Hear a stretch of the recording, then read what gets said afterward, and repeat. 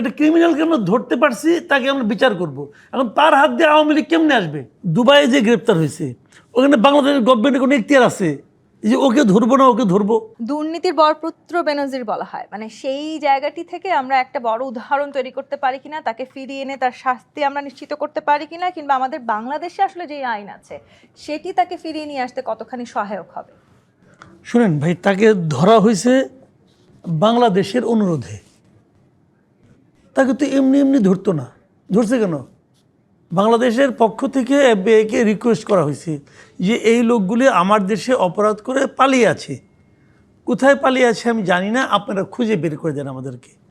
এখন তাদের একটা সার্ভেলেন্স আছে যে তারা বিভিন্ন জায়গায় দেখে কোথায় কোথায় আছে।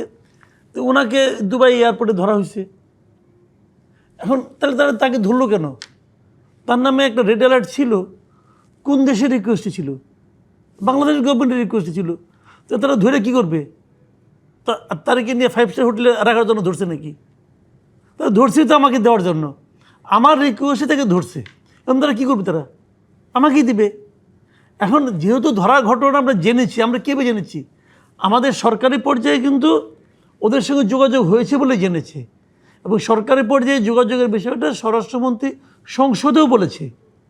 তার মানে এটা কিন্তু হাওয়া থেকে পাওয়া না। তো সবই তো ঠিক আছে, যা কিছু হচ্ছে সব নিয়ম অনুযায়ী হচ্ছে। এখন এরপর বাংলাদেশ গভর্নমেন্ট বলবে তোমরা ধরছো, তোমাদেরকে ধন্যবাদ, তোমরা আমাদেরকে এটা ফেরত দাও। এখন একটা সিস্টেমের মাধ্যমে তারা হয়তো কনফার্ম করবে ওইটি আমাদের লোক কিনা, আমাদের লোকজন ওখানে যাবে, সব ঠিকঠাক সিস্টেমেটিক আছে। এই যে বেনজির আহমেদকে যে আসলে গ্রেপ্তার করা হয়েছে, সেই জায়গাটিতে অনেক সময় আমরা দেখছি হঠাৎ করেই রাজনৈতিক বিশ্লেষকরা অন্য এক ধরনের মোড় নিয়ে আসার চেষ্টা করছেন। মানে এতদিন পরে তাকে কিভাবে গ্রেপ্তার করা হলো, এবং অন্য যাদের নামেও রেড নোটিস আছে তাদেরকে গ্রেপ্তার না করে কেন শুধু বেনজিরকেই গ্রেপ্তার করা হলো? আবার তাকে বাংলাদেশে ফিরিয়ে নিয়ে আসার পেছনে অন্য কোনো কারণ আছে কিনা? যারা এগুলো বলতেছে, মানুষের নানা ধরনের চিন্তা কাজ করে। মানুষের মাথা খুব উর্বর হয়, অনেক রকম চিন্তা ভাবনা তারা করতে পারে। দুবাইয়ে যে গ্রেপ্তার হয়েছে, ওখানে বাংলাদেশের গভর্নমেন্টের কোনো এখতিয়ার আছে যে ওকে ধরবো না, ওকে ধরবো?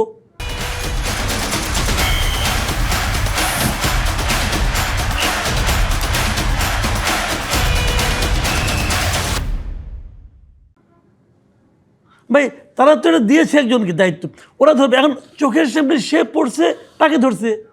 ওই যে বেনজিরকে না ধরে অন্য কোনো ব্যক্তিকে ধরতো, অনেকে নামে আছে, অ্যালার্ট আছে, ওই অন্য কাউকে ধরতো, তখন আমার বলতো ওকে কেন ধরলো, ওকে কেন ধরলো না? ভাই কে বড় অপরাধী, কে ছোটো অপরাধী, এটা ইম্পর্টেন্ট না। কিন্তু আমরা একটা তালিকা দিয়েছি, সেই তালিকায় যখন যার নেটে যে ধরা পড়তেছে তাকে পাঠাচ্ছে। খুবই সিম্পল। কিন্তু এখানে হয়তো পলিটিক্স খুঁজে কোনো লাভ নেই। আপনি খুঁজতে পারেন, খুঁজে কোনো লাভ নাই। ওই যে বলতেছে না এরা তো করে নাই, ওরা করছে। আচ্ছা ধরা যাক হাইপোথেটিক্যালি, জামাত বলছে যে এটা তো আগের গভর্নমেন্টের আমলের ঠিক আছে, মানলাম। যদি এখন হাইপোথেটিক্যালি যদি এখন সরকারি জামাত থাকতো, জামাত কি কইতো? আমরা তো ধরতে চাই নাই, আওয়ামী লীগ গভর্নমেন্ট বলেছিল বলে ধরা, এটা জামাত বলতো? বলতো না তো। একই ঘটনা সরকারি দলে থাকলে এক কথা, আমাদের বিশাল সাফল্য, আর বিরোধী দলে থাকলে আরেক কথা, যে এটা বোধহয় আওয়ামী লীগকে ফেরত আনে। আরে ভাই, আওয়ামী লীগ আমলের গভর্নমেন্টের আমলে তো সে পালাই গেছে দেশ ছেড়ে। তো এখন এটা কার আমলে মামলা হয়েছে, কি হয়েছে না হয়েছে, এটা কিন্তু ইম্পর্টেন্ট না। ইম্পর্টেন্ট হলো সে একটা ক্রিমিনাল। একটা ক্রিমিনালকে আমরা ধরতে পারছি, তাকে আমরা বিচার করব। এখন তার হাত দিয়ে আওয়ামী লীগ কেমনে আসবে? আওয়ামী লীগ গভর্নমেন্ট কি তারে জামায়াতে রাখছিল? শেষ দিকে সে পালাইছে, তার নামে দুদকে মামলা হয়েছে। কোন আমলে? আওয়ামী লীগ আমলে হয় নাই তো? হয়েছে। আর আওয়ামী লীগ আমল ছিল বলে কি সব খারাপ? তাহলে ওই মামলা তাহলে খারাপ হয়েছে মামলা, ধরাটা খারাপ হয়েছে। এই যে আমাদের একটা অতি সরলীকৃত সিদ্ধান্ত, ও এটা আওয়ামী লীগ আমল হয়েছে নাকি, তাহলে তো খারাপ হয়েছে। আওয়ামী লীগ আমলে তো পদ্মা সেতু হয়েছে, আওয়ামী লীগ আমলে তো মেট্রো রেল হয়েছে, সব ভাঙে ফেলান।